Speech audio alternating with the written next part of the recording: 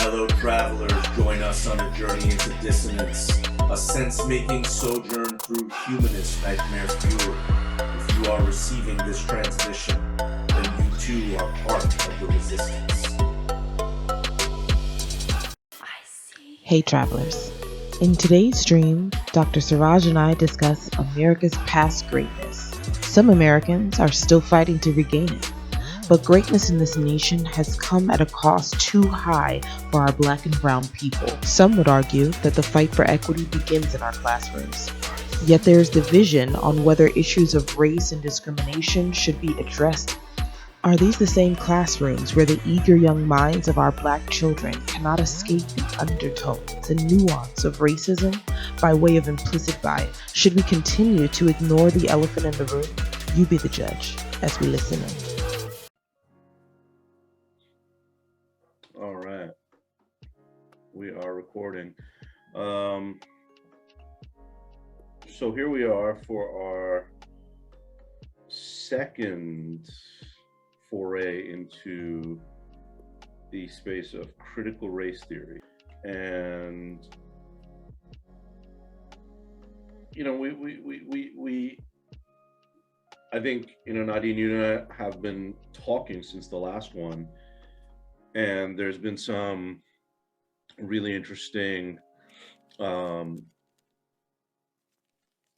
ideas that have emerged relative to how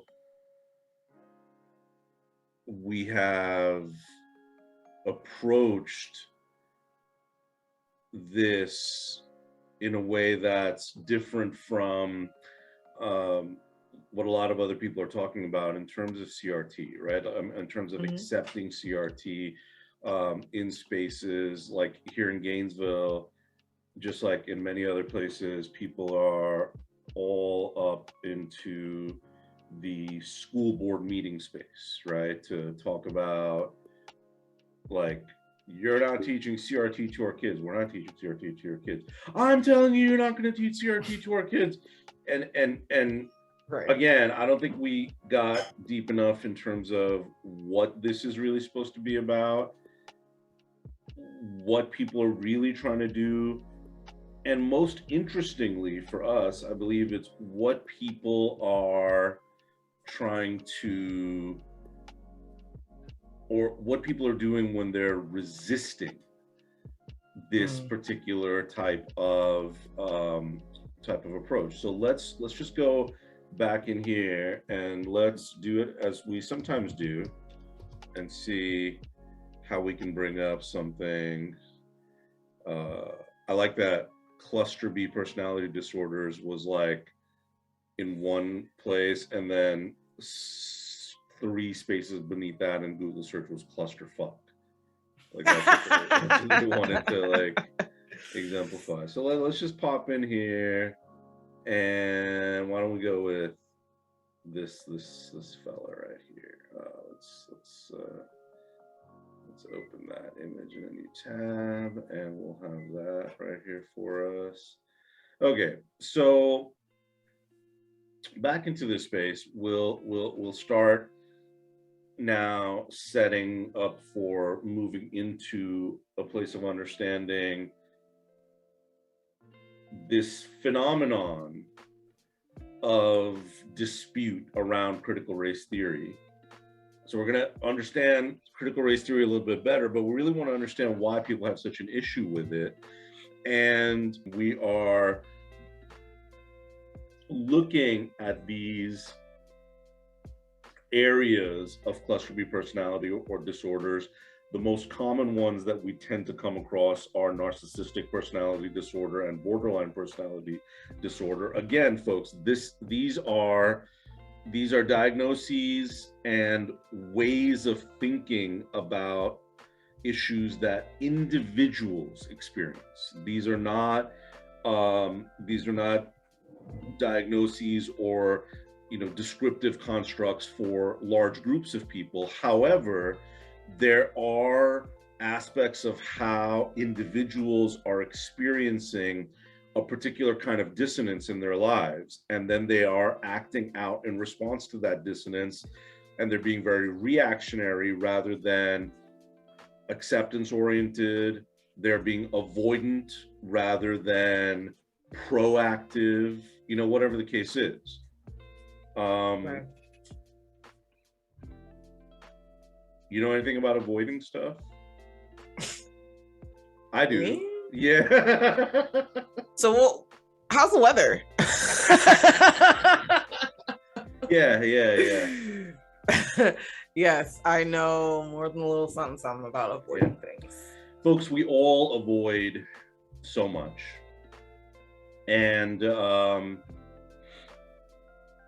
avoidance is a mechanism that is, kind of very closely intertwined into the ideas of cluster B issues that people may have. But there are also very specific cluster B issues, again, like this one. Oh, this one's not going to highlight. This is just an image. So feelings of emptiness, right? Unstable interpersonal relationships, right? A feeling of wanting to be in the center of things, to be recognized. And what's happening here is that there's kind of a perfect storm, especially with a lot of individuals who are very oriented around, as we've previously discussed, QAnon ideology, whatever Trumpism is.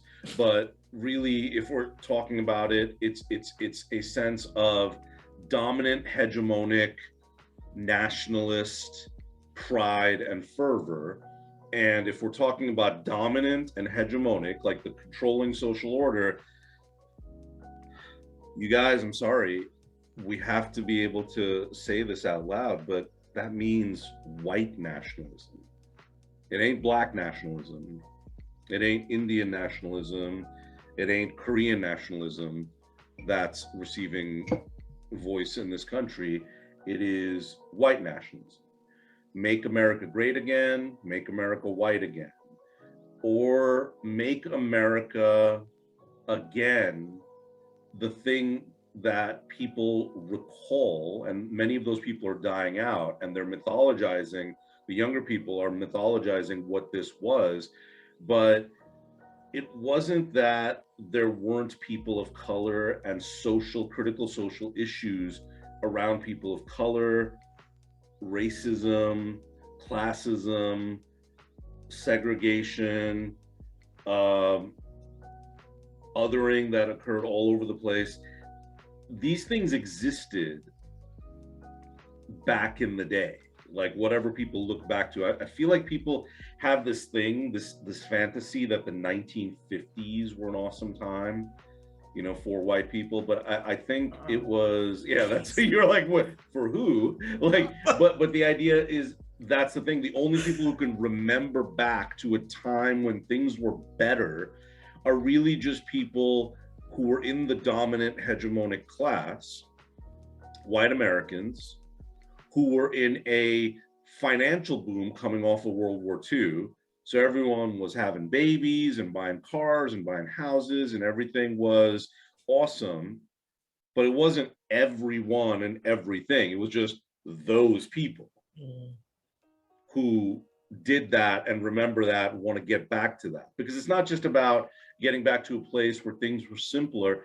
It was getting back to a place where everybody could afford to buy a house. Everybody could afford to have a car. Like, people can't do that stuff anymore, right? Economic indicators have shifted, and the valuing of different things has shifted. You know who was having a hard time buying a house back then and buying a car back then and making their way through life back then in the 1950s in the same way that they are now? Black people. And so Black people don't look back and remember the awesomeness of that time. I can't really say, my own people, because we didn't really make a run for the United States until the 70s, so we weren't really around back then. But there's other people, there's Latinx people, there's other East Asian people that were around, you know, in different communities. They don't say, make America that again. They're not saying that. They're probably saying, I think we're heading in a better direction, but there's a shit ton of stuff that we still need to address. And that, folks, is why we have things like critical race theory, so that we can have space to talk about stuff like this. Yeah. I have a question. So everything on this list is pretty kind of, there's some sort of like self-explanatory and like just the name itself, except for histrionic personality disorder. And like that, you know, I know we were just talking about it, but that's has popped up for me every time. Like, what does that even mean? I know narcissistic because that is widely discussed. And it's a more commonly used term. Right. So here's the thing that's crazy about the idea of histrionic. You're gonna love this, right? In terms of let's just look at, and we're not going to look at histrionic personality. We're going to just look at how it's actually defined. The word, yeah. So overly theatrical or melodramatic in character or style, exaggerated dramatic behavior designed to attract attention. I mean, it's very much that, like, you know, you don't know what these old bones know. You know, it's like, it's like the utter struggle of one's existence, and definitely making that known to people around you. But you know, I'm just gonna try this, right? I'm just gonna try this a little bit. So everybody just, you know, like bear with me. I'm just gonna type this word in now. Ooh, it hurts. It hurts to even type in that. Let's see what Psych Central has to say about this. Right? Okay. The histrionic female has an insatiable and destructive desire for attention. Histrionic's been used against or about women more than anything else. Yeah.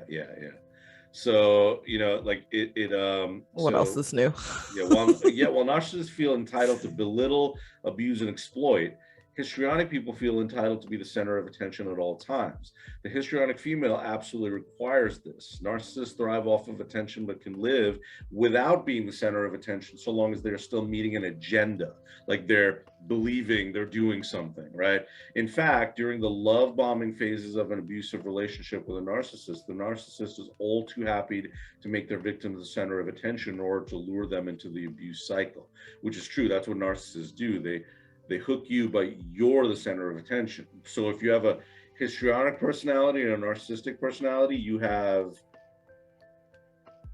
like, you know, my first marriage, but I mean,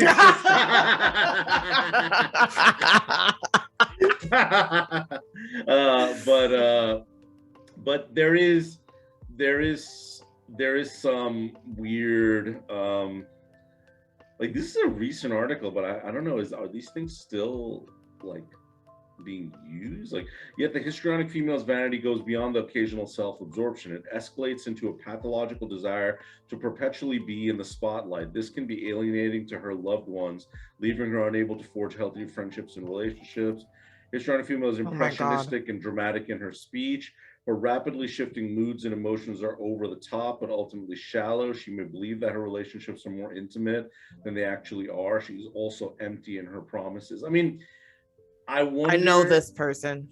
I know, but the problem is that you can't really just... Don't worry, I won't say names. No, but I'm just saying it's not exactly that. This is she just like alienates her female friends because she sexualizes every interaction and flirts with their significant others. But so what my point is, I mean, we're getting off into the weeds a little bit here, but my point is with this, like, that's someone definitely describing something they know. Yeah, but I'm saying this is very much men as well as women. So it's not like the histrionic female. Like, I think this was like a non-ironic, like, serious article that was like being written, but I think this isn't really where things should reside. Like, these are across genders. Yeah. And gender doesn't really have to do with where these particular disorders are, utilized as a form of assessment, right? So histrionic is that, like, so you get a sense of it's like super high emotional, super self-centered. Like you can see, like, there are the main criteria are in this chart for each of these disorders are placed kind of right at the front of the descriptor, right? Strong admiration, need for admiration. This is self-centeredness. Yeah. Those have some ideas of difference, but these are also very connected.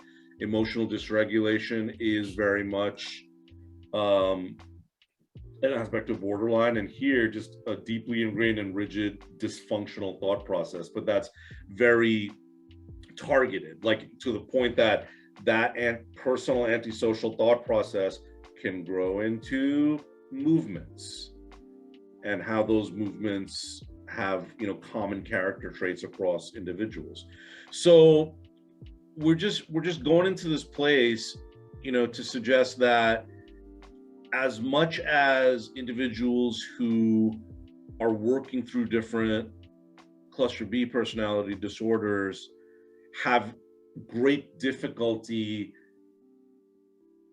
placing themselves under a lens of examination, right? Or even coming to the acceptance that that is necessary, or even trying to confront the thing that they are trying to most avoid, right? And the thing that they're avoidant of is any type of sense of ownership over things that are happening in and around your life. There's very much a blaming of others. There's very much a projecting or deflecting onto others relative to what the cause of problems that are occurring. It's never like, oh, I wonder what my role is in this. It's not that kind of thing. And I think a very nationalistic kind of analog or analogy to that is very much this idea of, I'm not racist. Like just that statement, right? Like, I'm not racist, rather than like, I'm not sure if I'm racist or not. I mean, are you perceiving something in that case? Let's talk about it, and being open to it. But at this point, so much criticism has risen in terms of race, in terms of economics, in terms of just, positions of control and power dynamics. Has so much critique has come from traditionally marginalized groups towards the white hegemonic, main order, the dominant order, that collectively a group of certain groups of white Americans are like, you're trying to demonize rather than to come to a place where we can all collectively clarify our positions and move closer together. So you're trying to demonize white people. That's what critical race theory has been. Okay, what you're trying to do is teach our children that white people are horrible, right? That's a complicated statement. Right? That's a complicated statement. And people are already going to be pissed about it, are saying that because we're not immediately like, white people aren't horrible. You have to consider every individual. Well, no, you can't. No individual exists in a vacuum. You have to consider, like we always say in the work we do, context matters. So just being able to look at the context of how one white individual has arrived at where they are, even that statement of a white individual saying to an individual of color, like, look, I did this, you can do it too, right? How do you how's that been? Let's talk about that a little bit. It's annoying to speak to people who feel that way, who you know, are like white people that feel that way, because it's not, I feel like this, the conversation ends there, because the second I start to get into why that's not an okay or even a valid statement, it's almost like the tuners go out, you know, and this was somebody personal in my life, but like the tuners just kind of went out of, and it was almost like this glazing over of like, oh my God, are we gonna talk about racism again? And to me, that is a complete like, just like push aside my experience. Like that's unfair, because that's what I have to say, because that's what I experienced. But it's very difficult. It was very difficult for me to share that with someone who was meaning to like uplift me and like, you know what I mean? Like, and like, I know this person personally, so I know that you're not trying to be condescending, but you completely are like dismissing everything that I've told you. And then now it's like, oh, please don't bring it up again. I've heard it 5,000 times, but you still don't understand, you know, what that feels like for me to hear like I can do it, and know that like currently and for the entire time that I've known this person, you have consistently, even when you've struggled, like, and this was a personal thing, been in a better position than me. And that's like just myself and this person. You know what I mean? Like to know someone personally, like you've since I known you, even I've been there for you during struggles, you've been there for me during struggles, but like you've consistently been in a much better position, whether or not you refused help that you had because of, you know, principles or whatnot. Like you have constantly been in a better position. So for you to say, and had more advantages and privilege than I could have hoped to in that same situation, and we were in the same situation a lot, but that is like, you know, automatically for me to bring that up is like I'm shaming this person, I'm trying to make them feel bad for the things they have. No, just trying to show you why you should roll your eyes when I go to talking about the things that I'm experiencing in my life that other people, many, everybody else that looks like me has experienced in some way, shape, or form in their life. And that's not, I haven't met like a person that's like really likes talking about this, you know, it's a white person that really likes talking about this in a way that even, not that people like that there, I haven't met white people that like talking about it, but I haven't met a white person that will endure and like really like come through to the other side of the conversation and go through difficult and uncomfortable stuff and dig through, you know, like their own, take apart their own bags just in a conversation with me personally, without being like, all right, I gotta go and take myself away from that. But for me, I can never remove myself from that situation. Excellent synthesis. That's precisely why people don't want to deal with critical race theory. Right? And when you say don't teach critical race theory to our kids, what you're not seeing is the other kids whose parents aren't saying that, which are kids of color. You can't, there is no not teaching them. They live it. They just live it. They live it. Just de facto. Their experience is the curriculum, right?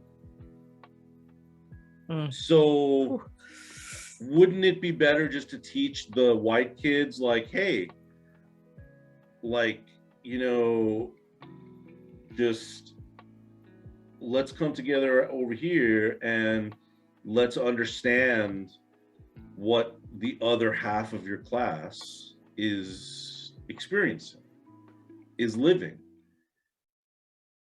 And not just experiencing living right now, but what context have they come into, even to the extent that, you know, because there's always like this idea that comes up that, you know, you representing a particular voice may bring up this idea of, here are my inherent disadvantages, right? And this is what makes the access to just choose to do different things, just say, life has stagnated, Never mind just electric bills or anything else. Just life is stagnated. I think I'm gonna get a new degree and like change my trajectory of my path, like to better myself. That, like, if you bring up disadvantages around that, the common nonprofit, social science, social service, generally white people making the decisions and agendas response is to give you money. Like, but that doesn't, like, that's another problem. That's another stream about capitalism. But money or training in time management or self-confidence or what, like not self-confidence, but like, the idea of here's how, well, Nadim, here's how you can plan your life better. It's a course in family, economics or something, it's like that. It's either one of those things, as if that's gonna, take care of it. But the issue that we're not even looking at are these inherent, very encoded, programmed understandings of the world around us that are just seminally different from other people. So, one person here with a particular race, ethnicity, that kind of status, another person over here, they may live in the same neighborhood and have the same income and be able to live this middle class existence. But this white family generally has come to that middle class existence in just an intrinsically different way than this black family has come to this middle class existence, or this Indian family, or whatever family. They're coming here is, well, I guess we sacrificed and busted our ass and missed out on all this stuff, and we got here, we got into this neighborhood, we moved into this neighborhood. I hope it all goes well. I hope it's not like the last time where everyone looks sideways at us and it's weird and it's this and that. This white family doesn't think any of those things, because it wasn't that. It was likely a, well, this is this, but this is just a stepping stone neighborhood. By the time we're 36, we're going to be in this neighborhood.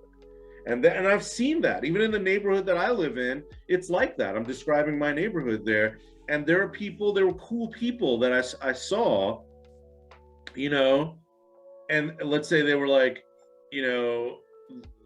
two parents and a child, and then the family had another child, and they're like, well, buddy, we gotta go. We gotta move into the bigger, better place. And I'm like, but I know your thing's a 4-bedroom. Like, you can easily do that. Well, we got the yoga room, and we got the, office, and then we got the, and it's like all those things. And we're not saying there's anything wrong with that. It's just that is just an accepted way of doing it. And the lack of acknowledgement that other people think differently, and those thought processes, or those those structural, like, frameworks that they have in their minds about describing reality, those may place them at a disadvantage forever. Like, it's not really going to be, because it's just even, I mean, you tell me, sometimes isn't even just about the belief that this is something that you can, like, just choose to do. Yeah, that has been the most difficult thing, is just to be myself has felt like I'm absolutely fighting against the grain of, like, nature. And I have realized over time, well, not just time, it took work too, but that that was my teaching. That's what I learned from, not just like the world and the environment. Well, yeah, the world and the environment, but that's everyone. That's, teaching from my parents, teaching from school, teaching from family members, teaching from friends and peers. Like, me learning and absorbing about my world taught me that it was not natural for me to have any form of a happy, healthy, what I see as successful life. You know what I mean? Like, not a vision of success that someone else placed before me, like, this is what you're supposed to have. And I never was able to really accept that fully, even though I tried to fake it, but I never made it because my heart was not in there. I wanted to be doing what I'm doing now, basically the work that I'm doing now, but like, I had no framework to like know that something out there existed. And my pool was so small, no one could see that for me, because that's not how we didn't go outside of the box and like, really make a ripple at all. It was just like, we're over here and this is where we're gonna be, just like keep going. Like, and so it's hard to, it's not just like it's not impossible, but it feels like it at times, like I'm not right. What's wrong with me because of what I'm thinking and how I was raised to keep thinking this way and doing the opposite of that, especially as an adult. It's like, ooh, sometimes I just have to take a moment and realize, like, that's right, you're feeling this way because of where you came from and coming up this far. You never thought you were even supposed to get here, and it feels like you're wrong for moving in the way you decided to go. It doesn't feel like, in my experience, it doesn't feel like Black people have that choice. You know what I mean? Like, you can make life what you want it to be. That has not been what life has taught me, but I've decided to believe it anyway. But like, even still, I can take that belief all the way until certain things I smack up against, just like anybody else. But like, yeah, belief is a big part of it. You can't even pick up the phone to like, call or reach out or try. I have so many times just not tried. I have to put extra work in and be like, hey, I literally have to talk to myself like, hey, no one in this moment is pulling you down or tearing you apart or cutting your legs from underneath you. No one is telling you that you're worthless in this moment except for you. Like, are we going to do this, or are we going to make everything true? And that's where I'm starting from. First of all, that's amazing. And just in knowing you and knowing, all that you've done, even in the past few years, to like come to this moment to be able to say what you just said, but just the fact that you said it that well, like, I mean, this is what people need to hear, right? They need to hear, like, there's literally thought processes out there like, God damn it, you had a Black president, isn't that enough? Like, what more are you people asking for? Like, there's those types of ideas. And yet, it's not. Yeah, it's just not that. Like, that, the fact that Barack Obama, in whatever way that he did, came to a point of ascending to the American presidency, doesn't mean you and many other people still don't feel underfoot. Like, it one doesn't take the other away. Like, it's like, what are Black people complaining about? They had a president, and now they have a half Black, half Indian vice president who's a woman. Isn't that enough? Right. But, I think what I'm asking for is that, that your children, white people, like your children, go to school with my children and learn what my children are experiencing, the effects, the deadly effects and poisonous effects of years of slavery, of years of racism. The years are still going, and years and generations of just being taught and like forced, not even just taught, forced for survival to think in a way like we're beneath everyone. Know your place. That's what I'm asking for. Yeah. I mean, that sounds pretty just to me. Yeah. And that is why, that's all it is. Like, you've just given the reasoning or the ask for our, not just our education, folks. It's not just, here's the thing, it's not just education, it's the court system where it began. Like, critical race theory, that's what we try to do. All we're doing in the work that we do in terms of developmental work and whatnot is to construct a holistic view on an individual who is being charged with something and being brought before the judge and before the court. We're just saying, cool. We're not saying let's get away with it and let's do this and let's, let this person go. I mean, we're not making claims about the veracity of a particular charge or offense. That's the lawyer's job to do. But it's important for the lawyer to also understand that this person who's in this particular space has likely found their way there on the tail of a lot of trauma. And that has a lot to do with the choices that they've made. It's not just like pearl clutching, like evil Black people. And folks, most of the people that we work with, just by virtue of how many, like, just, it's not in any, like, statistically significant way to say it, but, in our experience of working with clients, there just are literally more Black clients than white clients. There are white clients, to be sure. And there's a whole other context of how those poor, disadvantaged, often like super rural in our area, white clients got into that place, whether it's,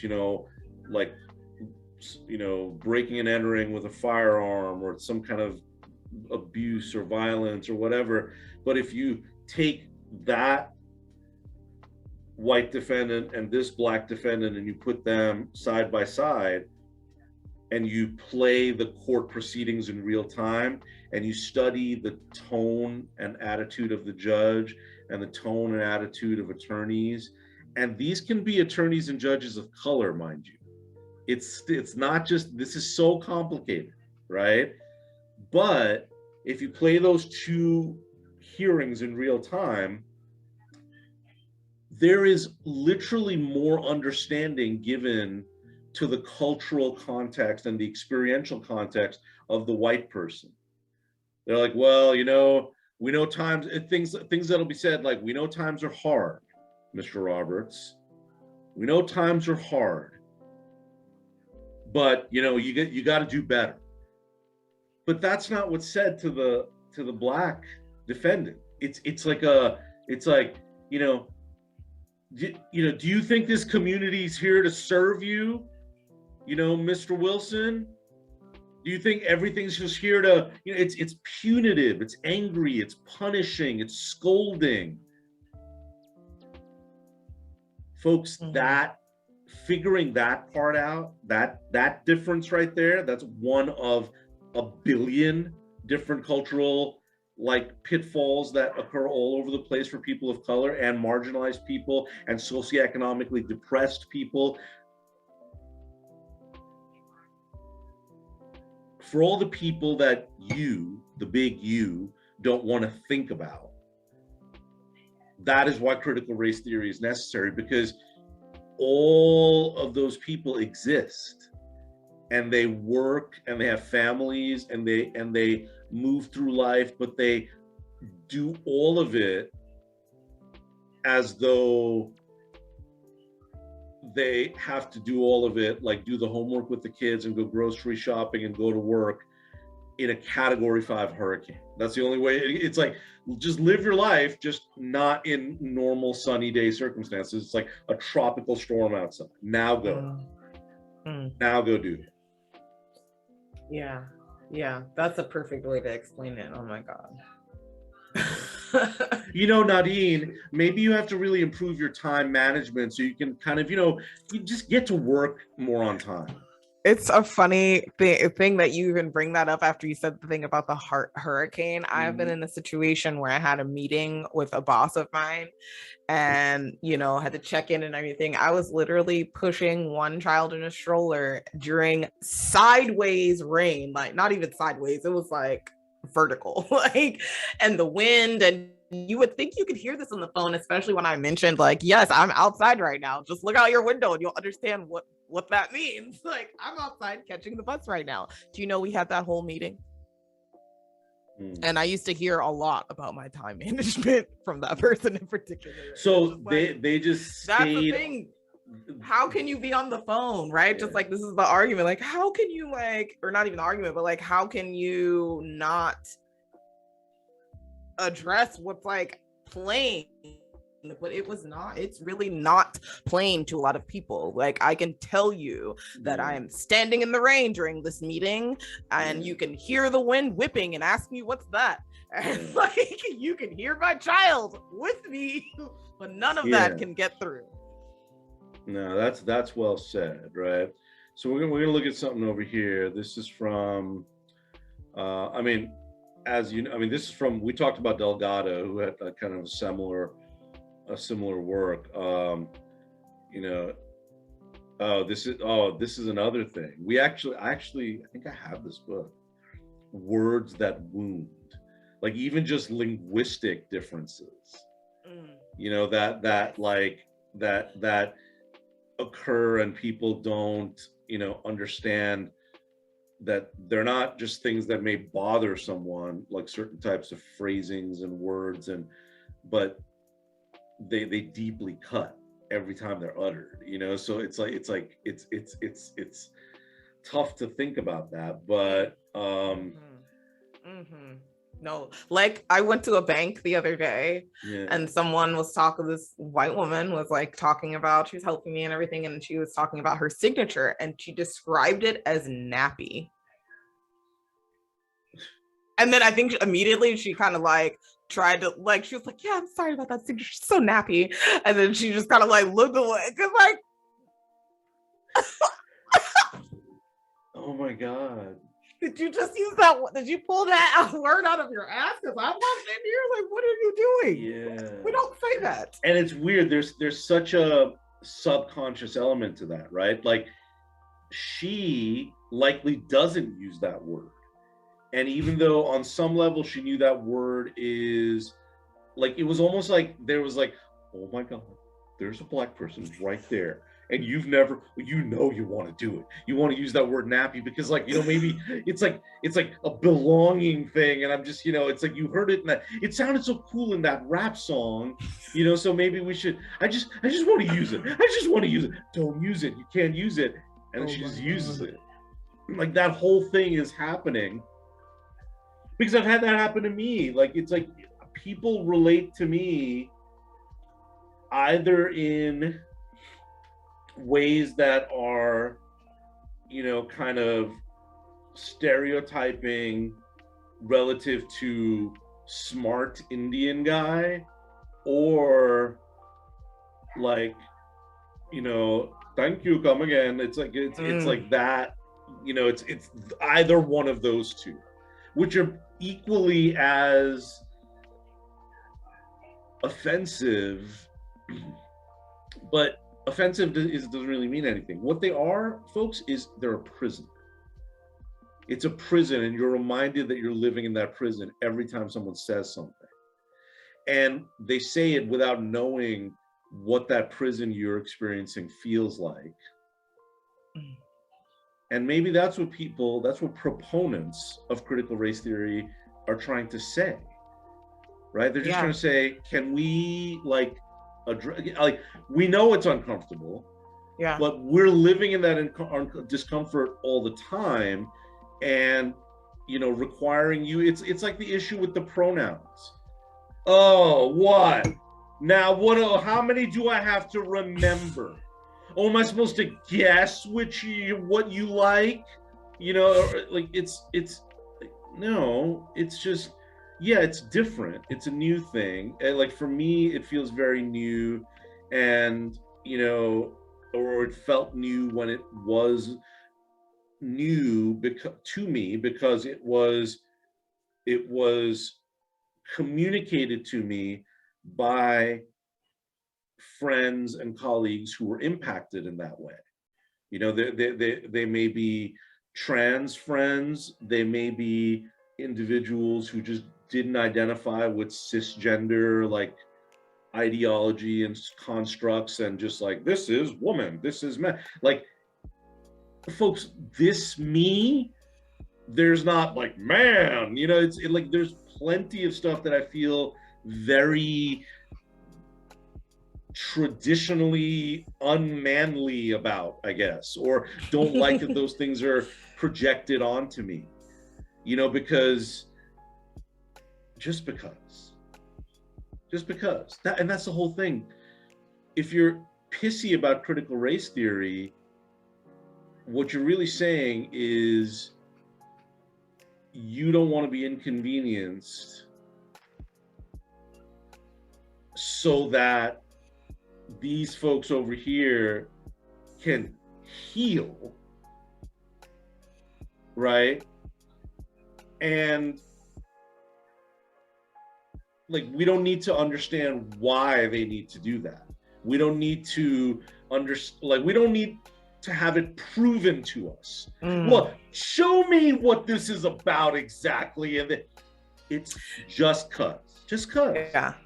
And we're often not just I talking find about critical race theory. We're now talking about critical gender theory. We're talking about critical education theory. We're talking about critical justice. We're talking about all of those things. It's not just race in terms of how it affects the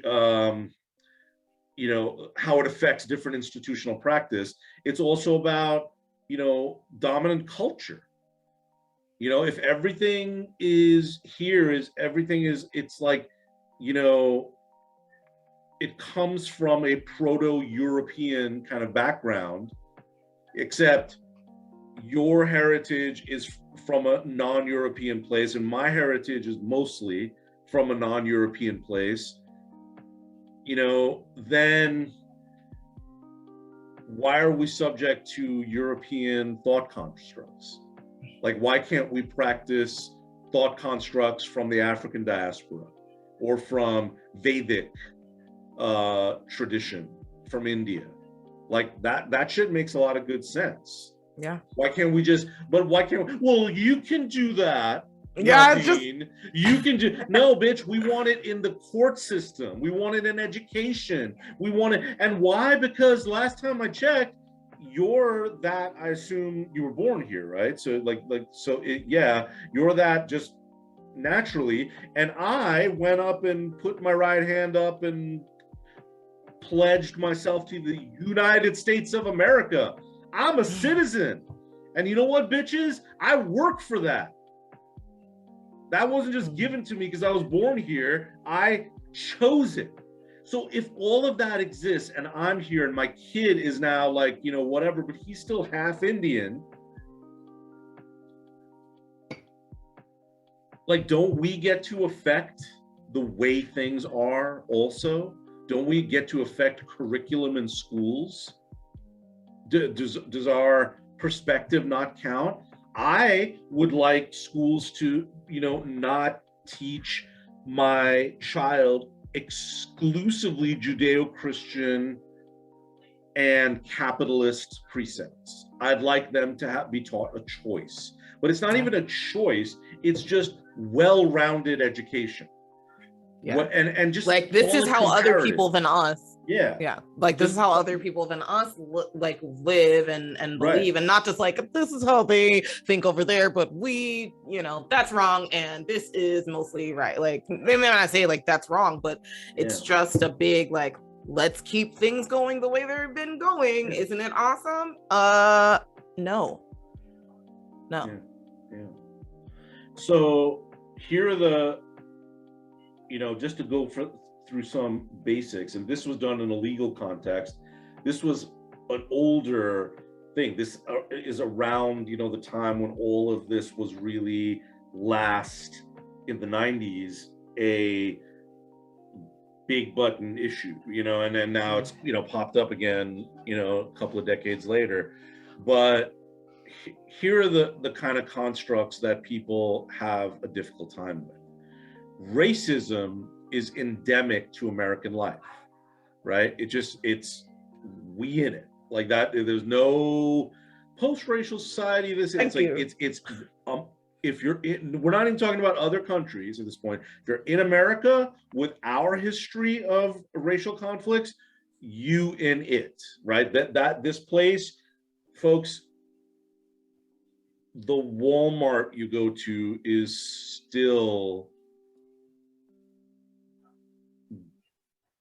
it functions from both the worker and the consumer side on the backs of people of color, the exploitation of people of color. And that could be in terms of employment, but that could also be in terms of availability of materials to that particular community. And it's something that it exists in plain sight, but no one wants to necessarily do anything about it. Right now, Walmart may have gotten smart because it started putting grocery stores in its like, but it's those grocery stores aren't necessarily in the locations that are in the, like, I mean, literally there's like, it's like that Family Guy, it's like, let's not go to this Denny's, let's go to the good one. It's like that. Yes. So it's like, let's not go to that Walmart, let's go to the good one on the nicer side of town, on the other side of town. Yeah, right. Like, because this Walmart's not going to have, this Walmart has all those, it's just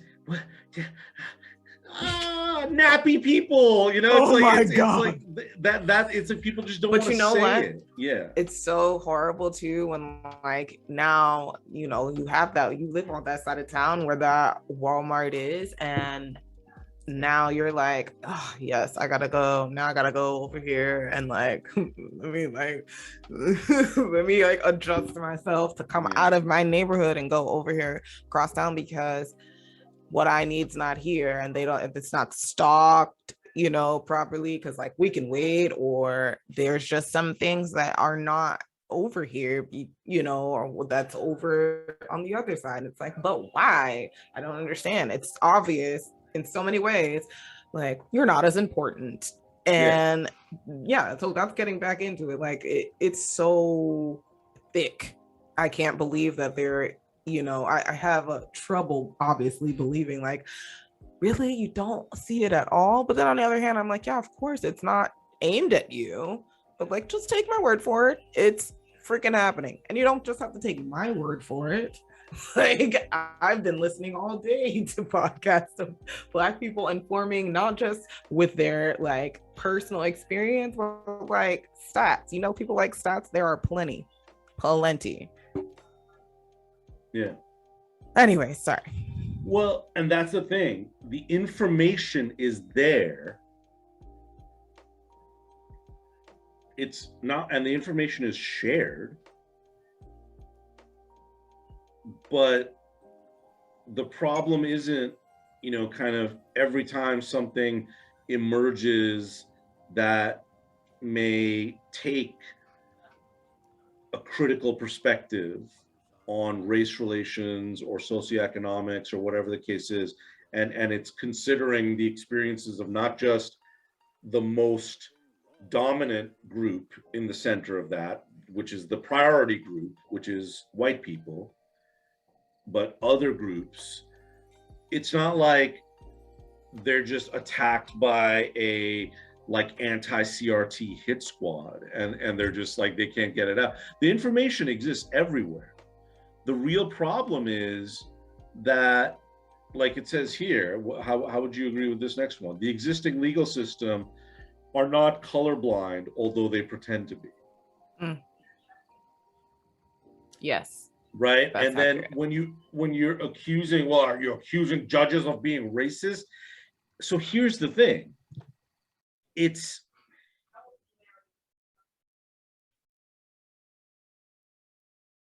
in a more nuanced sense, it's likely an issue of something that is definitively racist, but it may be on an unconscious level, right? Because the fact that the most incarcerated population of human beings anywhere ever over time has been Black men,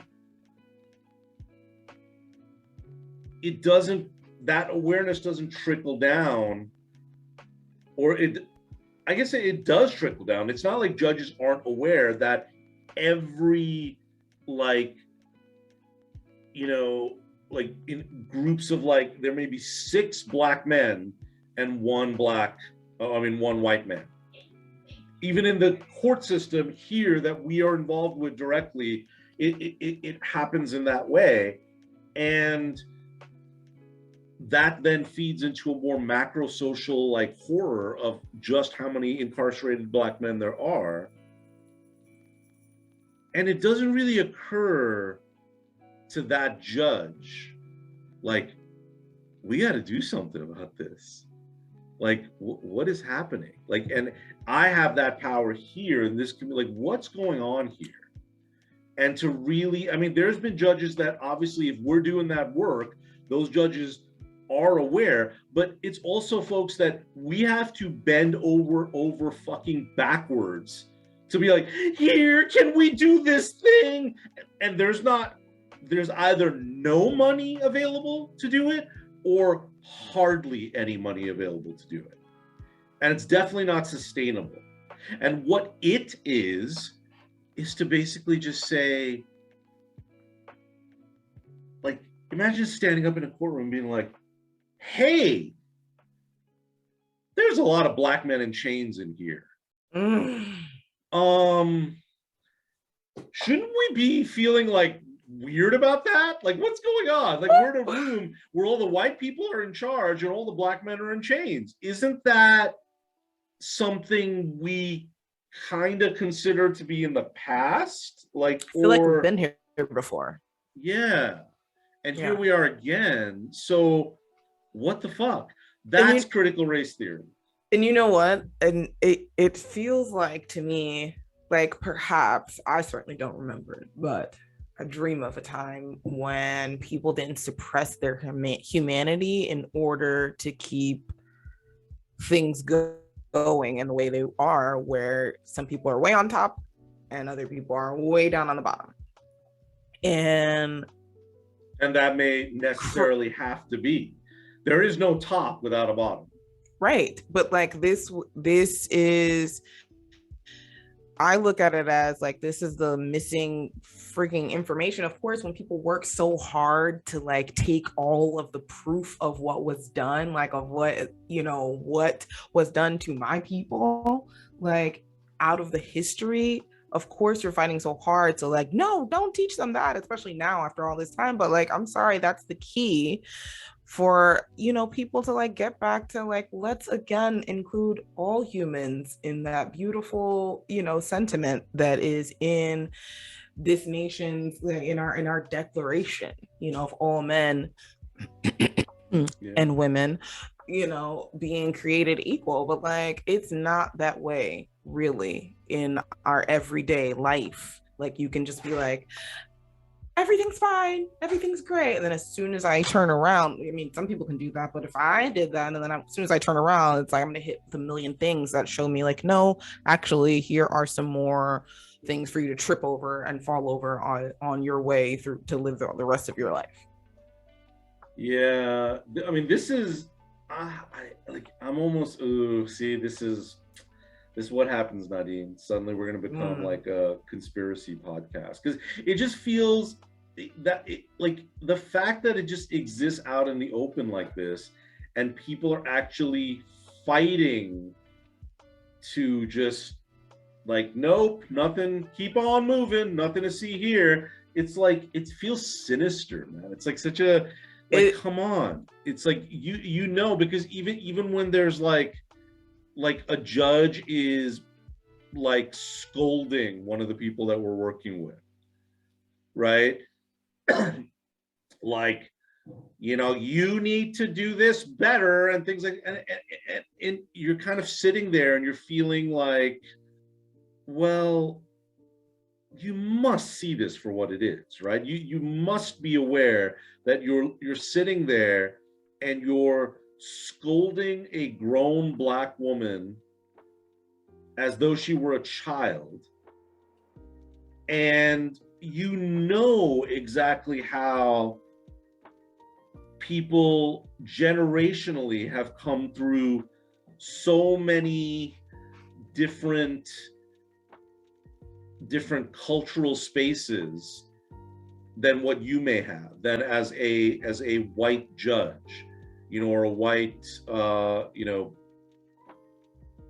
person in a position of authority in any particular space, but just in this case the judge, like, you know, all of it, right? So you can't in such an arrogant way scold this adult human being as though they were just like a petulant child. Like, it just, right? You know that. But I don't know if they do. That's the thing. I think that's why there's such a push for a lens like critical race theory to descend upon our society, because I think people just don't know, man. Yeah.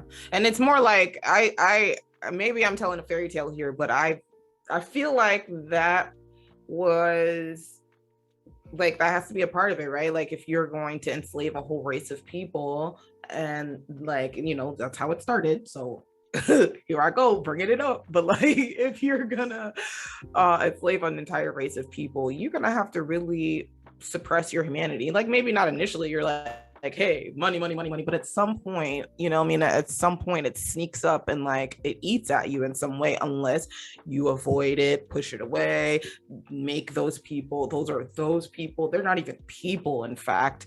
And so that thing is continually being done, but just, you know, like you said, that lens was removed. You know what I mean? Like, we're not going to use this lens because that is the one that hurts. So just like when people resist, like, looking at themselves just on a personal level, like looking and addressing their own barriers to their own growth, like, oh my gosh, like, I'm the one who really has the power here to change this thing, even though I may not have had power in my life in the past.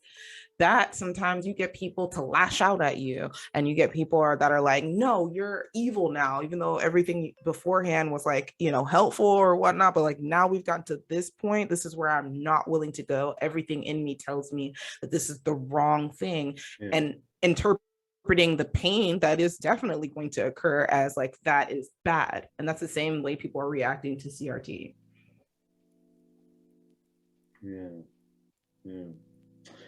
Yeah, so this, like, listen to these points over here, right? The law must be understood, but it's the law, education, healthcare, you know, the Department of Children and Families, you know, food stamps, anything, right? Must be understood historically and contextually, right? Context matters. A court which is hearing a case involving women or people of color must take into account the context and history of our legal system as one that has marginalized these outgroups. Like it's so complex, right? It's like it's not like, oh, like remember that other guy, James Lindsay, what he was saying? It's like what they want you to think is that everything is about your race and skin color. I'm like, no, bro, that's such a ridiculous way to describe it. Like, yes, in one sense that is true, but it's true because of this kind of reality, that you're not walking in like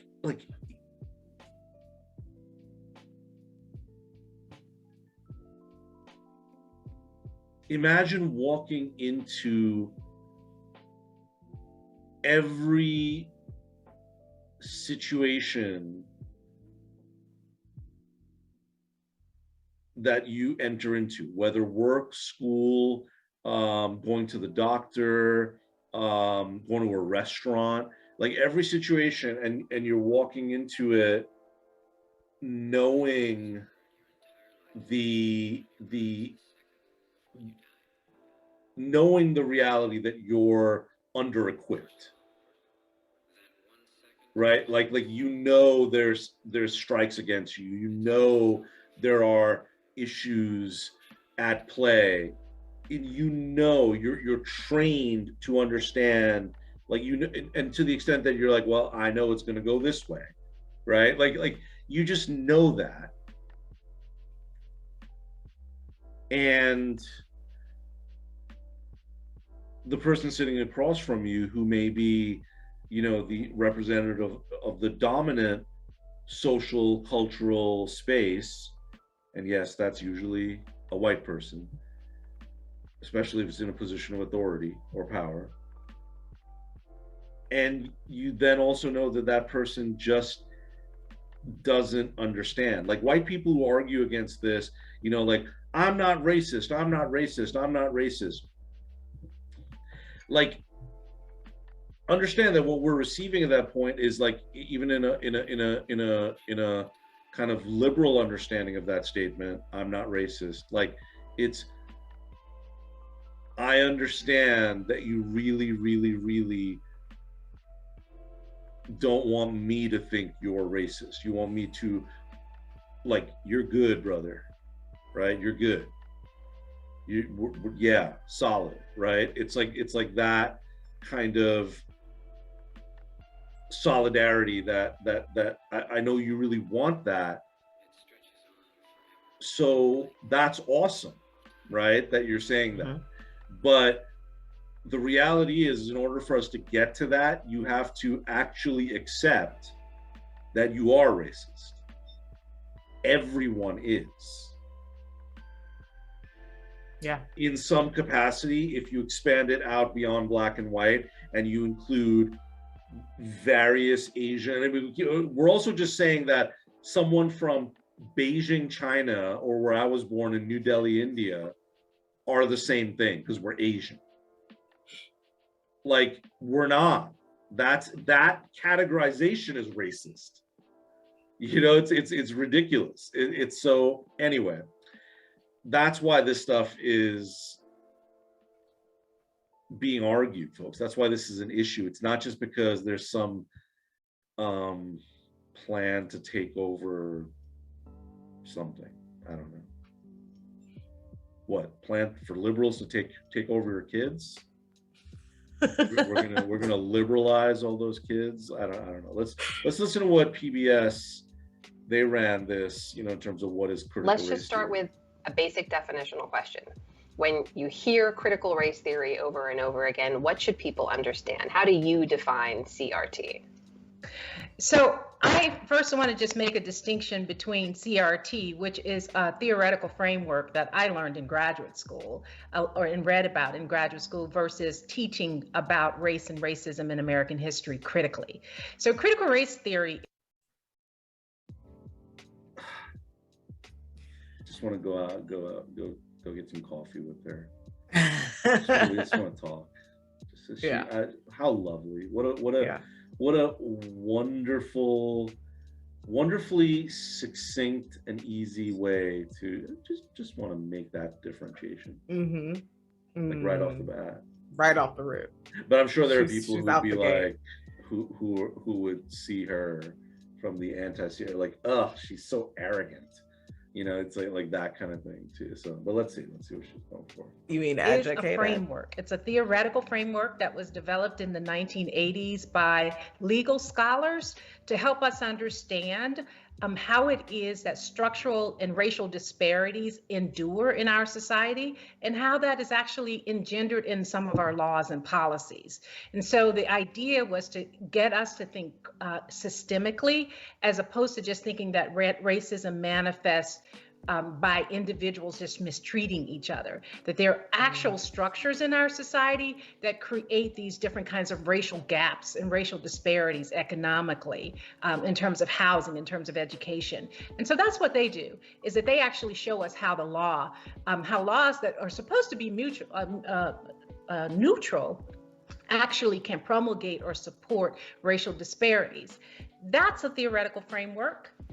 I think what we're talking about today, though, is some contestation and conflict over how you teach about race, racial hierarchies, critically, racism in schools and society. And so really, yeah, what it should be called, what we're arguing about is critical pedagogy, like how to teach stuff, right? Pedagogy is an entire field and discipline. I mean, it's the field discipline I studied, you know, like how do people learn and how do you teach, right? And I have found, even on a very micro level in classrooms that I've taught in, that learners, at its most basic, learners learn everything, including math, science, whatever, best when that learning is couched within an acceptance of their cultural context. So why it's meaningful to you, right? Meaning, right? Meaning matters in that particular context. And so critical pedagogy is a whole thing that exists.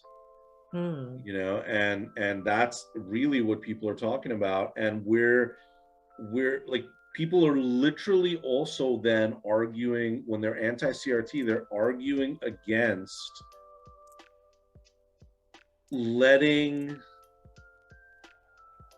little children of varied race in their classrooms. They're arguing against letting them make sense of what they're learning about as a little Black student or a little Indian student or anything. They're basically, people are saying, no, you will understand this from the perspective of a white person.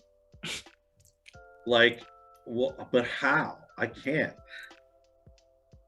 You know, it's even in nuanced little spaces, like, okay, well, folks, you know, what we're going to talk about today is a little bit in you know,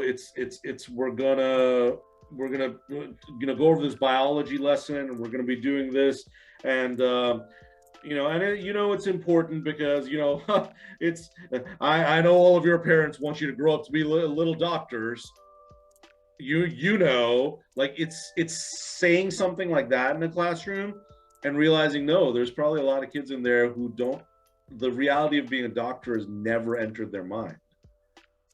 It's actually entered their mind in a negative space. Like, that's not, I hope I will be able to, I don't know what job will be, you know, will be appropriate to a particular person in terms of their culture. But if they are a person who has never approached the reality of a STEM field job as like real, then don't say shit like that, you know, like that, and make assumptions around it, because you're seeing everything through a dominant, hegemonic white people lens.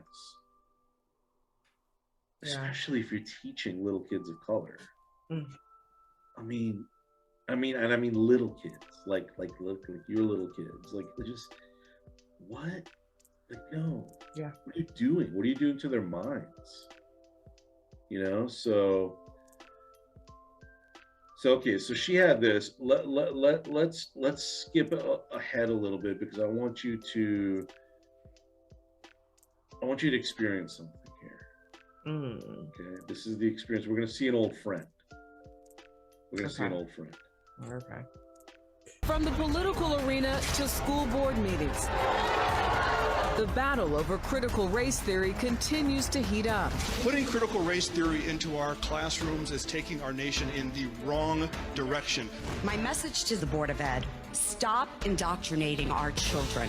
More than 20 states have introduced legislation that would limit teaching critical race theory. Tennessee recently passed laws banning the teaching of certain concepts dealing with racism. A state bill has been labeled as the effort to stop critical race theory from Texas classrooms. Several states like Rhode Island and Missouri are considering bills that would stop schools from teaching more about concepts like sexism and racism. Governor Ron DeSantis is banning the teaching of critical race theory in all Florida schools. Telling my child or any child that they are in a permanent oppressed status in America because they are black is racist.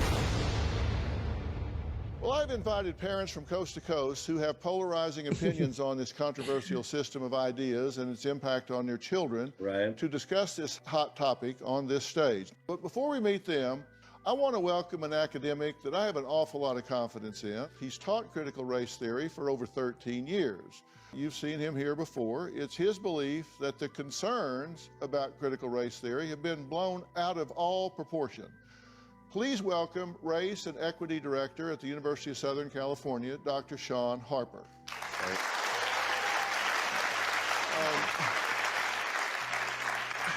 Dr. Harper, thanks for being here again.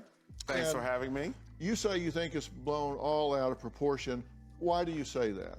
Critical race theory is now more than 4 decades old, right? It was established by legal scholars in the 1970s. It is really clear to me that what we're seeing right now across the nation is in response to the uprisings that we saw all around our country, in response to the murders of George Floyd and Breonna Taylor. You know, those murders forced a national conversation about structural and systemic racism. And I think lots of parents and uninformed Americans are conflating conversations about structural and systemic racism with critical race theory. And they're lumping it all under the umbrella of critical race theory. Well, that to me is...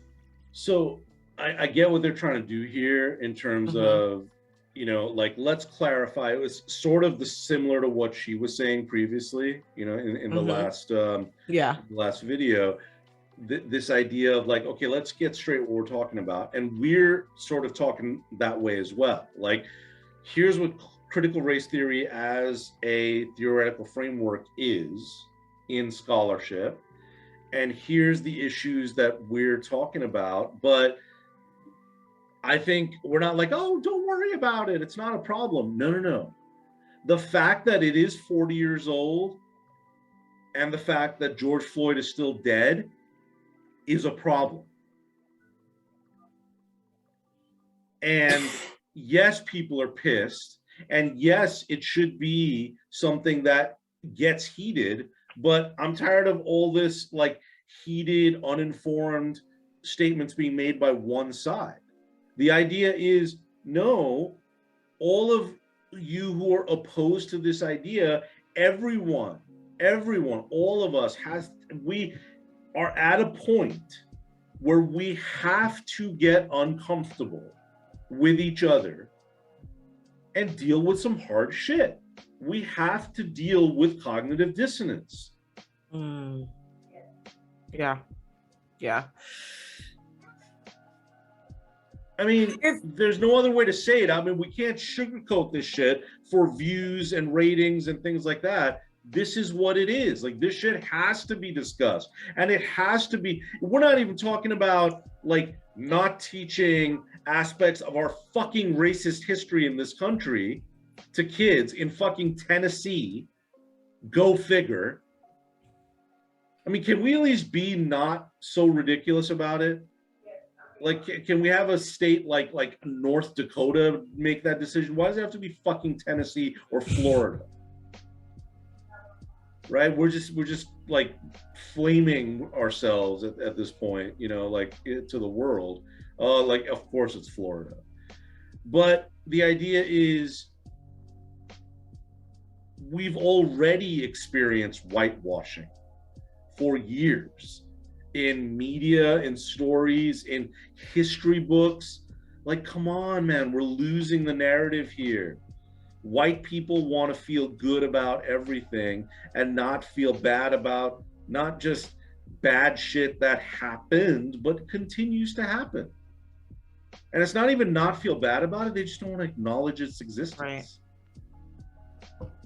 I for me, I think about like, you know, I think about my kids and how like they right now are going to a school that like has a lot of Black teachers, but like even they've been going to this school for a while and for some years, and you know, over time, you know, I had to look at my own uncomfortable feelings about like, okay, now my girls are having like their teachers are like young, you know, white women, and they're asking me questions that some of the teachers that they've had in the past, like they understood already because they knew where I lived, or they had some sort of understanding of like what's going on in my life. And like even, you know, one of my son's teacher go the extra mile to come out to my house to have a parent teacher conference with me because she knew how it is. And even,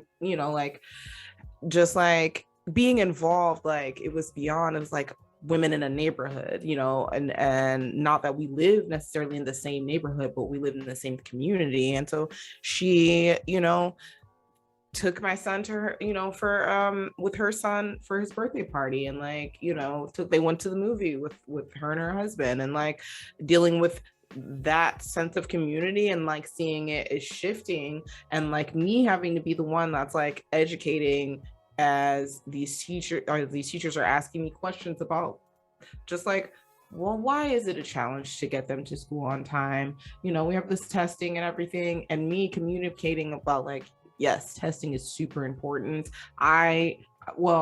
Testing is important because I don't want them to like have to stay in the same grade, you know, or like fail in that way.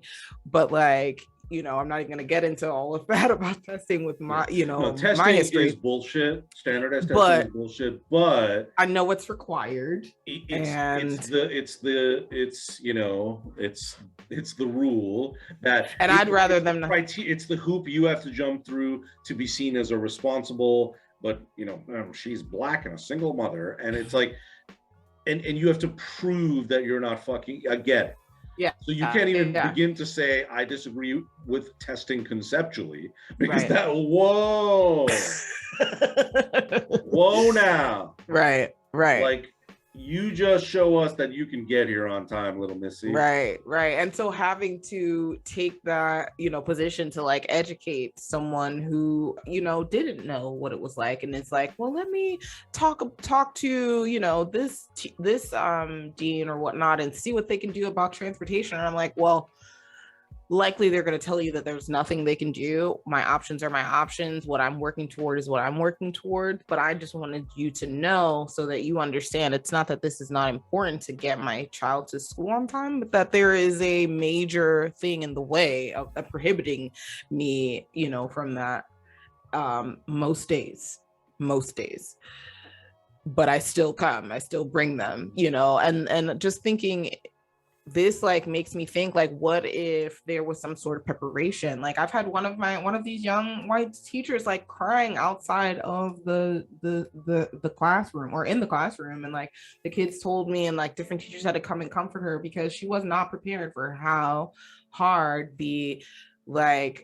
how difficult it was for, you know, these peers to come together and learn first and foremost, you know, like what that was like in real time. Likely she wasn't prepared in this way, to work at this school for that moment in a way that made her feel like strong. Instead, she like broke down and had that moment. But imagine if there was something to teach like potential like teachers about the students that they will be educating. Imagine if there was something that could teach potential doctors about the people, the Black women that they'll be serving, and like how that feels for a Black woman to come into the doctor's office and like believe that this doctor is trying to benefit you, like trying to help you, work with you, and not just look back at the history of what doctors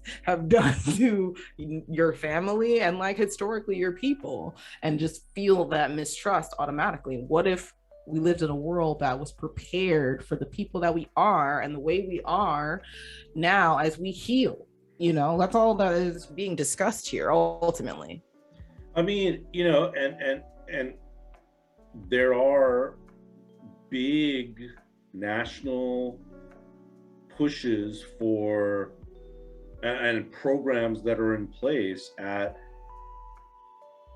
colleges and universities where they prepare teachers and principals and higher education, like administrators and faculty, the people who make all the decisions about how that's done, right? Like those things are in place.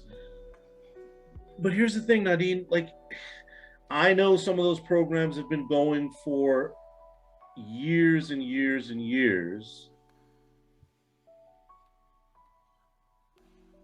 And I've been to meetings and I've been to places where have spoken with the people who are doing this work everywhere, the exact thing you're talking about.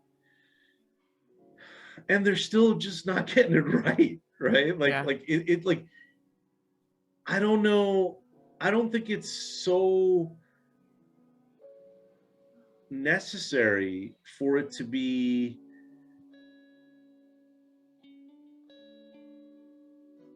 that ineffective.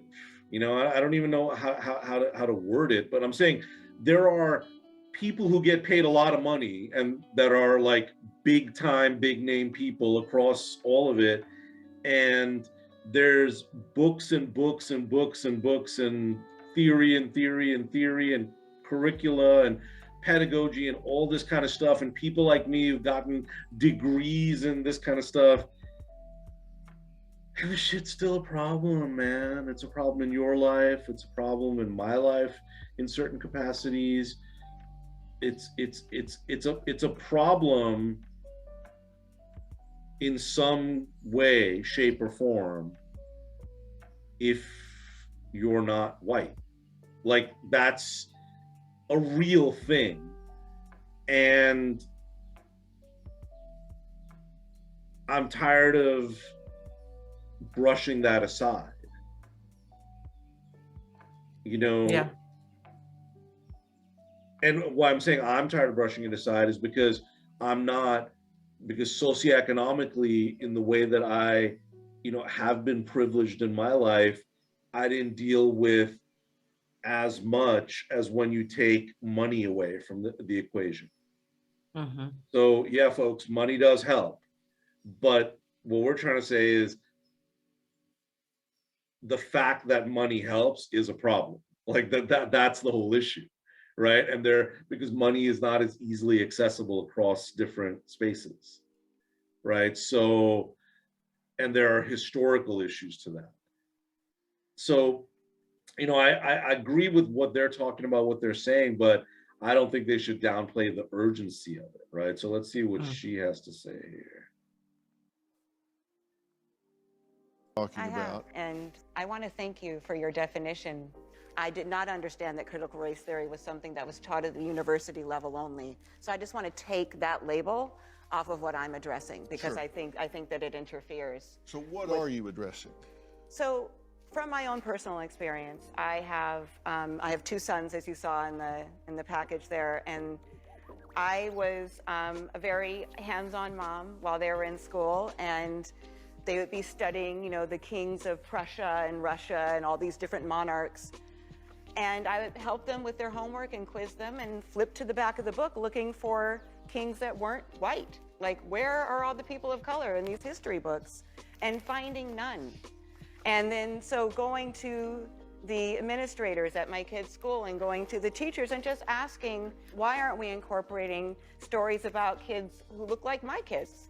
Why aren't we talking about the accomplishments of these Black, brown, and Asian people who helped, not just helped, I mean, enslaved Africans built this country.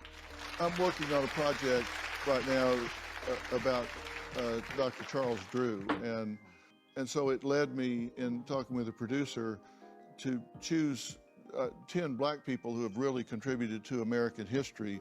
Dr. Charles Drew, who's the father of the blood bank. Shirley Chisholm, the first Black woman elected to Congress. Claudette Colvin, at age 15, refused to sit at the back of the bus. This was before Rosa Parks.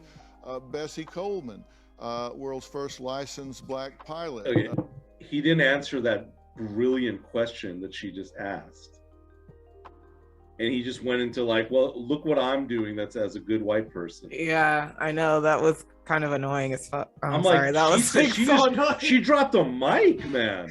Because this, you know what I was literally thinking? I'm like, I'm back in the back of the classroom right now, about to fall asleep, like as we hear. And I know it sounds like this is what used to be so frustrating during Black History Month.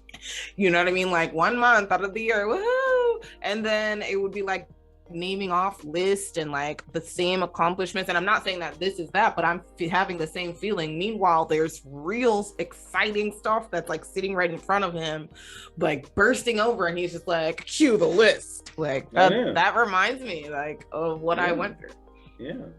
Yeah, it's fun. He just proved why we need to look at things critically, because he just diverted immediately from that brilliant discussion point. So let's see if they do anything Ethel more. Waters, first Black female judge they're not being taught about in the curriculum. Why is that happening? Yeah, so part of it is that we don't do a good enough job of teaching teachers the truth about America's racial history. And you can't teach what you don't know. So there's that. I have enormous appreciation for history, but I also want us to teach the truth about the contemporary disadvantaging of communities of color. I want to be very thoughtful here.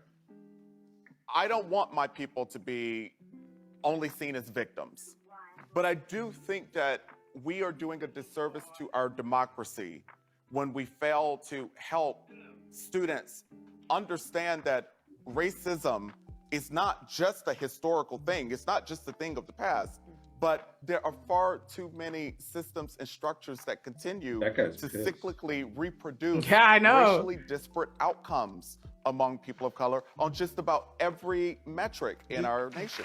There's way too much evidence. So if you're talking about in the aggregate that these things happen, I don't disagree with you. The question then becomes, do we fold that into a K-12 curriculum? And that's what we're here to discuss. My name is Sarah Dean, and I am a mom. 100%, bro. Hell yeah. Like, why not? What's the problem? What was his... So you think K through 12 doesn't experience this in their own life? Like Black kids are not... This guy has to say. They're just not living our life, huh? Yeah, I want to see what his logic was. Americans. No. Earlier, what is it that you object to? Absolutely not. We must teach history. We should teach history, all of it, the good, the bad, and the ugly. Certainly, slavery was a blight on this nation, is a blight, and we need to make sure that all generations, it was a blight. Current and those still coming, know exactly what happened. That's why I'm not a fan of. We had a meeting at our school board about a Confederate flag being shown in the room. A teacher brought a Confederate flag into the room, and some students got upset, and they voted on whether or not to ban it. I don't want the Confederate flag banned. I want my children to see that flag. I want them to know about the atrocities that were committed on the ground beneath it. So I don't have a problem with the teaching of history. One of the issues with CRT is, if it's coming to K-12, where's it coming from? Is this a Big Brother? Is this a top-down federal Department of Ed curriculum? Is this locally done? Is this state-run? So was there an actual proposal that someone was bringing to your school district to teach critical race theory specifically? There was. The district at which I made internet viral fire was the board voting whether or not to bring CRT in any fashion of it whatsoever into the K-12 curriculum. Yeah, see, I'm afraid that what was likely happening there is that anything being taught about race and racism in America was being lumped into this bucket called CRT. That is, frankly, disrespectful to the intellectual genius that was Derek Bell, a tenured black male professor at Harvard University. It's disrespectful to Kimberly Crenshaw, a brilliant black woman who is a professor at Columbia University and UCLA Law School, who've been laboring in the trenches for decades on these very important legal concepts and principles. I think it's intellectually lazy and disrespectful to lump anything related to the teaching of race and racism and oppression. So, yeah. But again, he's pissed. He's pissed at this guy because that guy is just a fool. And he's just excited about something that, I mean, may give him an identity of differentiation that he feels very powerfully about. He feels very strongly about. He feels that he has overcome something because he can say, I don't want that Confederate flag removed from here. I want them to know what this is about, and yet there's such a disconnect in terms of, then why don't you just want everybody in that classroom to know that when the white kids and the black kids are sitting there, even though your black children are super bump, and they just show up and they're all like coming from a grade, he's got a 401k and everything's fine, like they're still operating in a different cultural space than white kids.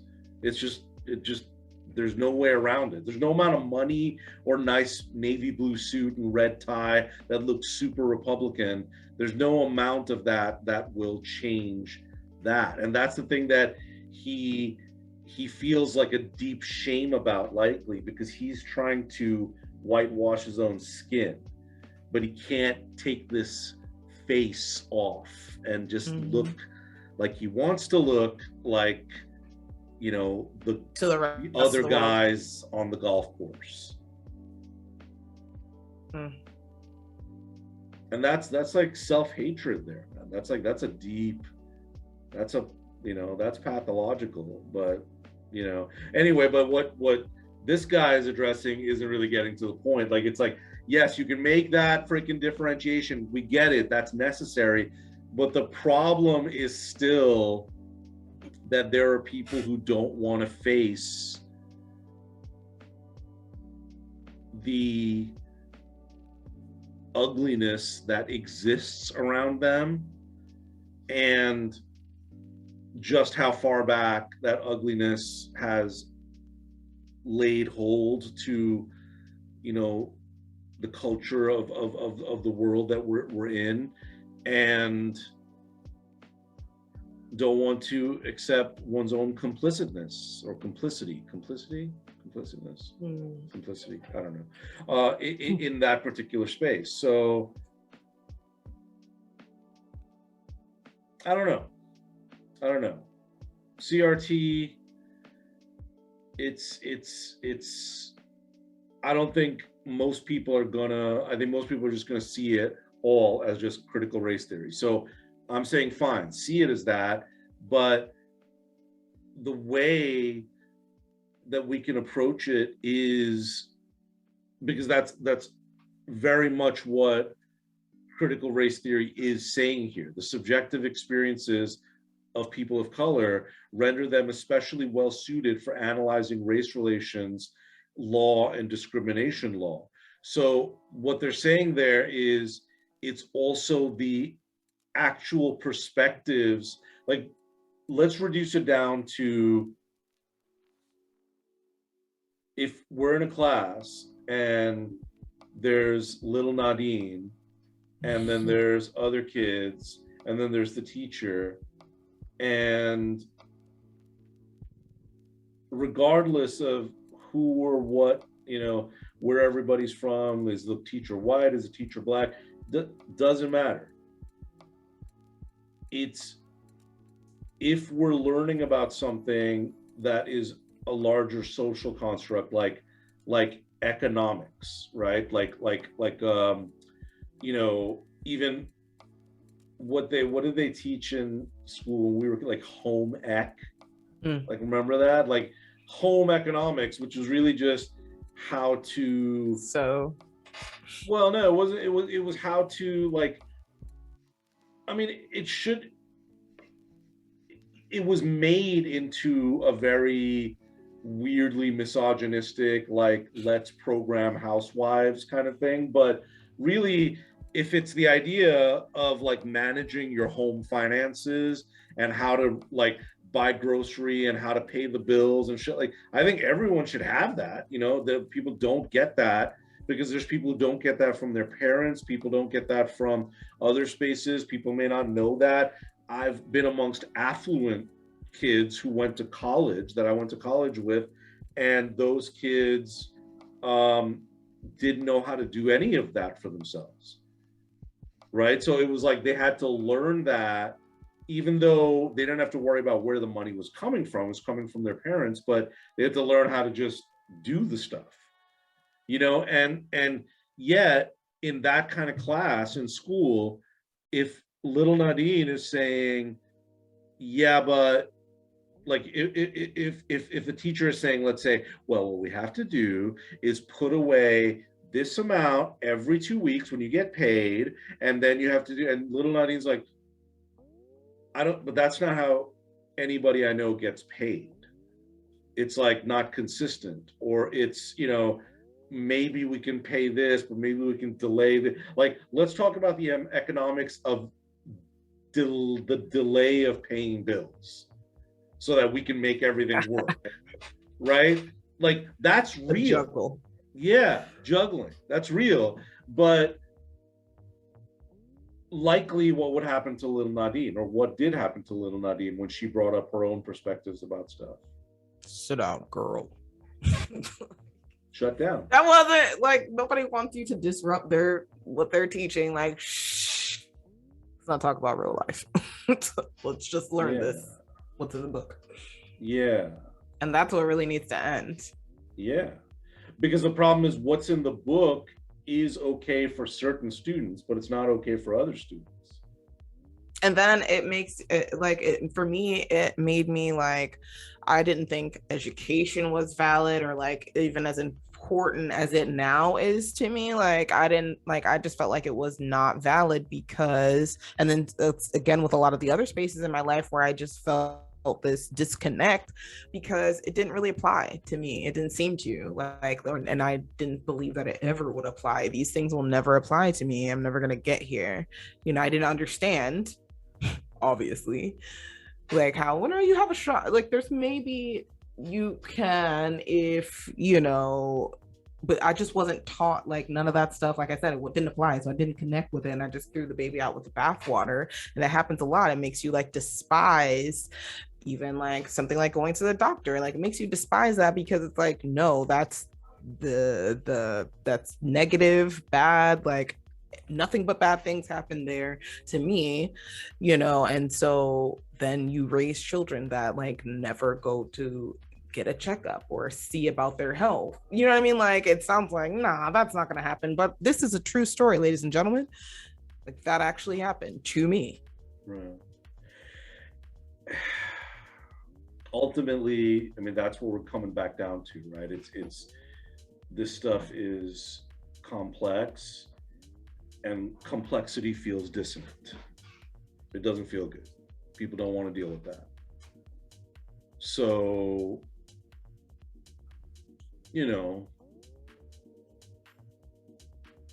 once a year during February, during Black History Month, let's make a list of Black people who did good stuff. Black people good. And that'll take care of it. What do you think? No. Okay. No. We'll throw in Juneteenth as well. So that's No. 2 months. You get to do stuff. No, it's not 2 months. Yeah, it's a month and a day. And Juneteenth is still, it's a little too critical. I think it feels like, to me, the people that are arguing against CRT are like they're trying to make us have only the month and a day, and they want the rest of the days of the year. Like, relax. We're not trying to flip it on you and now let's make them go through everything we went through. No, but you could understand, we could together begin to understand why, I feel like people ask this question a lot of times, like, why are they so angry? Well, I guess the people that are asking it aren't usually asking it in that tone. But if you would only let us educate, our children, all of them, the Black ones and the white ones, we could tell you, maybe they could come home and tell you why we're so angry. That's a good spot for us. That's ultimately what we will say in closing this out, relative to the why of critical race theory, is just let us express, or let us explain, let us understand why we're so angry, why we're so demanding, why we're so critical, why we're so never shutting up, why we can't let it go. Yeah, that's it. Just let us explain. And then once you understand that, we'll be in good shape. So yeah. All right. That was some heavy lifting, man. Woo-woo. For Nadine Pueros and me, Dr. Siraj, we bid you adieu, and we'll catch you on the next one. See ya. Check you later.